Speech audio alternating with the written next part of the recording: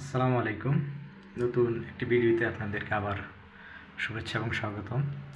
আজকে হঠাৎ করেই ছুটির দিন, তবুও বের হয়েছিলাম এক ভাইয়ের সাথে, যে তার খামার আছে, খামারগুলো দেখার জন্য কী অবস্থা। দুইটা মাছের বড় বড় প্রজেক্ট আছে, আর খামার আছে, গরুর খামার প্লাস হচ্ছে আপনার মুরগির খামার। পরে পাড়ের মধ্যে আপনার কলা গাছ, ড্রাগন, মাল্টা সব কিছু, এগুলো দেখার জন্য মূলত আমরা আজকে বের হয়েছিলাম। আমি দুইটা প্রজেক্ট আজকে ভিজিট করছি। দুইটা প্রজেক্টের সংযুক্ত একটা ভিডিও আপনাদের সামনে তুলে ধরছি। আমার কাছে খুব ভালো লাগছে বিষয়টা, যে যেহেতু জায়গা আছে, ওনার কিছু আইডিয়া আছে, আমার কিছু আইডিয়া আছে, ওই আইডিয়া অনুযায়ী যেন কাজ করা যায়, যার জন্য আর কি আজকে পরিদর্শন করা। যে জায়গাগুলো দেখতেছেন, এখানে নতুন নতুন কী কী সংযোজন করা যায় বা কী করলে ভালো হবে, সেগুলো নিয়ে আমাদের মাঝে কথা চলতেছিল। ভাই তার আইডিয়াগুলো আমার সাথে শেয়ার করে, আমিও আমার যে আইডিয়া আছে তার সাথে অ্যাড করি যে এটা করলে ভালো হবে। আমরা আগামী নভেম্বরকে টার্গেট করে মূলত কাজগুলো শুরু করেছি। সামনে যে খোলা জায়গাগুলি দেখতেছেন, এগুলি কীভাবে ব্যবহার করা যায়, কী কী ফসল দিলে ভালো হবে, এগুলোই আমরা দুইজন মিলে দেখতেছিলাম পুরোটাই। এখানে একটা বিষয় আপনাদেরকে বলি, যে পরীক্ষামূলকভাবে এখানে কিছু থাই আদা করা হয়েছিল, যা জাস্ট দেখার জন্য যে থাই আদাটা এই মাটিতে কেমন হয়। যেগুলো এখন দেখতে পাচ্ছেন, এই যে এগুলো হচ্ছে থাই আদা, গাছের গ্রোথ অনেক ভালো। এখন এটার ভবিষ্যৎ ভালো আর কি, যা বোঝা যায় যে থাই আদাটা করা যাবে, সমস্যা নেই। এখানে যে মাছের যে পুকুরটা দেখতে পাচ্ছেন, যে বিশাল বড় একটা, আর এই পাশে যে পাড়টাতে কী কী করা যায়, এগুলো নিয়ে আমাদের মাঝে আলোচনা হচ্ছিল। আর এই পাড়ে অনেকগুলো আম গাছ আছে, ড্রাগন গাছ আছে, মাল্টা গাছ আছে, ফলে ভরপুর। আর পেঁপে তো পর্যাপ্ত পরিমাণে পেঁপে ধরছে। লেবু গাছ আছে, কিন্তু বেশ কিছুদিন যাবত এগুলো আর কি আগাছায় ভরপুর হয়ে গেছে। এগুলোতে কাজ করা হবে। কিছুদিন বৃষ্টি ছিল, যার কারণে আর কি কাজ করতে সমস্যা হয়েছে।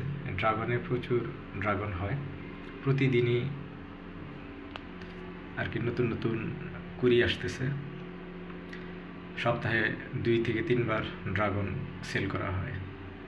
ড্রাগনের গ্রোথ অনেক ভালো। আম গাছ, এগুলো সব আম্রপালির আম গাছ। আম্রপালির আম গাছের ছায়ের নিচে কী কী করা যায়, সেগুলো নিয়ে আমাদের মধ্যে কথা হচ্ছিল। তবে ভালো লাগছে বিষয়টা হচ্ছে যে জায়গা আছে, আর এই জায়গাটা কীভাবে ব্যবহার করা যায় সেটার জন্য মূলত আমাদের কাজ করা হইতেছিল। লেবু গাছ, এগুলো লেবু অনেকগুলি লেবু ধরছে। আর লেবু গাছের পাশাপাশি লেবু জাতীয় কী কী গাছ দিলে আরও লাভবান হওয়া যায়, সেগুলো নিয়ে আমাদের মাঝে কথা হচ্ছিল। পেঁপে তো ভরপুর, পেঁপেতে কোনো সমস্যা নাই। আর আরও অনেক পেঁপে গাছ পুনরায় দেওয়া যাবে, সেগুলো নিয়ে ভাইয়ের সাথে কথা হইতেছিল।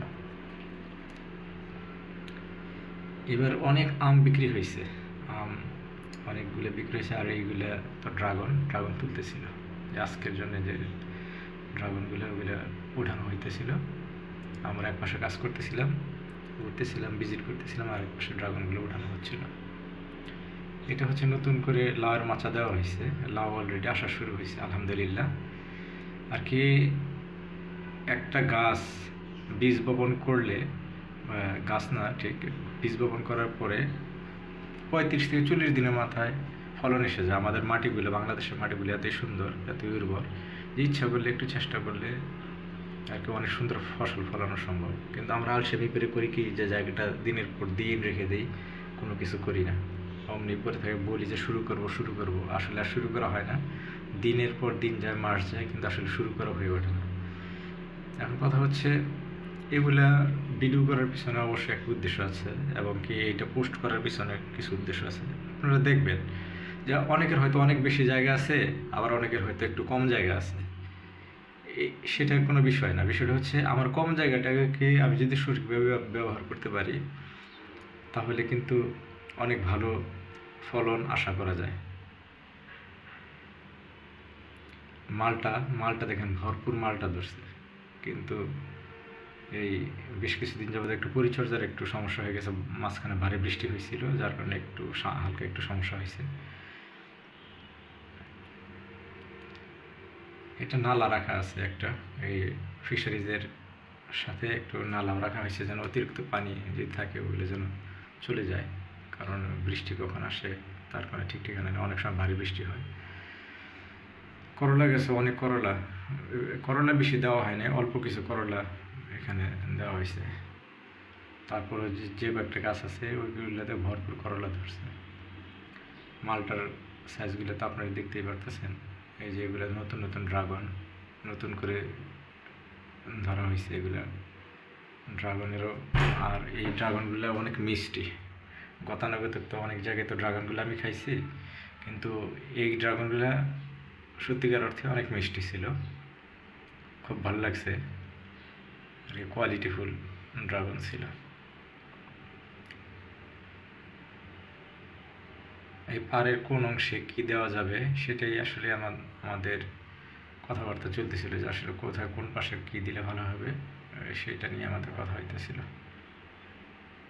আর কৃষক ভাইদের প্রতি একটা অনুরোধ থাকবে সবসময়, যে কৃষিকাজটা করলেই হবে না, বুঝতে হবে যে আমি কোন সিজনের জন্য আমি কোনটা করবো, আমি কি আগাম বাজারটা ধরবো না পরের বাজারটা ধরবো, বা আমি কোন ফসলটা করব, কোন ফসল আমার যখন ফলনটা আসবে ততক্ষণে এইটার কোনো মার্কেট থাকবে কি না, সব কিছু বিবেচনা করে মূলত আসলে একটা কৃষকের কাজ করা উচিত।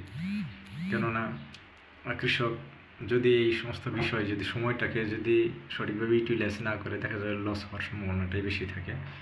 সুতরাং প্রত্যেকটা কৃষকের কাছে অনুরোধ থাকবে যে আপনি কোন সিজনের উপর নির্ভর করে সবজি জাতীয় ফলগুলো করবেন, আর যেগুলো দীর্ঘস্থায়ী, যেমন পেঁপে একটা দীর্ঘস্থায়ী একটা ফল, এটা আপনি করতে পারেন,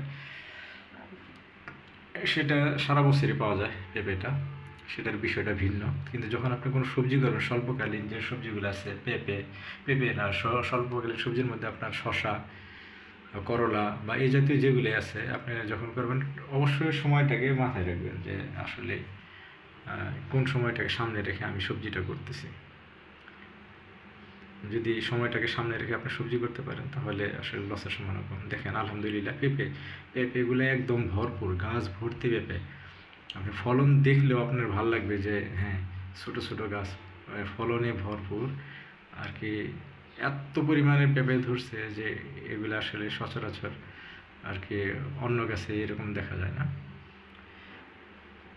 আমরা এইখানে খামারে বেশ কিছুক্ষণ ছিলাম, এখানে খামার থেকে পরবর্তীতে আবার আমরা অন্য খামারে চলে যাই, অন্য খামারেও আমরা পরিদর্শন করি।